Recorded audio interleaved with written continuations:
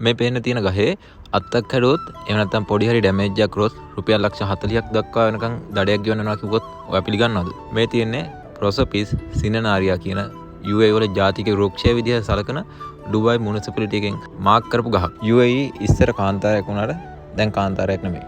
විශේෂයෙන්ම ඩුබයි. මුදල් සහ ශ්‍රමයෙන්ද සෑහෙන මහන්සියක් ගන්නවා මෙයාලා මේ ගස් රැක ගන්න. ඒ වගේම පොදු ස්ථානයක එහෙම නැත්නම් උද්‍යානයක වගේ ගහක අත්තක් කැඩීම, කොළ කැඩීම සහ ගහට හානි කිරීම කියන කැටගරි එක යටතේ දිරම් 500 සිට 1000 දක්වා තවත් පැහැදිලිව ගත්තොත් පෞද්ගලික ගසක් කැපීම හෝ හානි කිරීමට දිරම් 2000ක් දක්වා දඩයක්ද පොදු ස්ථානයක තිබෙන ගසක් කැපීම හෝ හානි කිරීමට දිරම් 500 සිට 4000ක් දක්වා උපරිමයකටත් ඒ වගේම විශේෂයෙන් මතක් කරන්න ඕනේ මෙන්න මේ ඩුබයි මුනිසිපැලිටි එකෙන් රීමාක් කරලා තියෙන ප්‍රොසොපිස් සිනනාරියා එහෙම නැත්නම් ග්‍රාෆ් ට්‍රී කියලා කියනවා.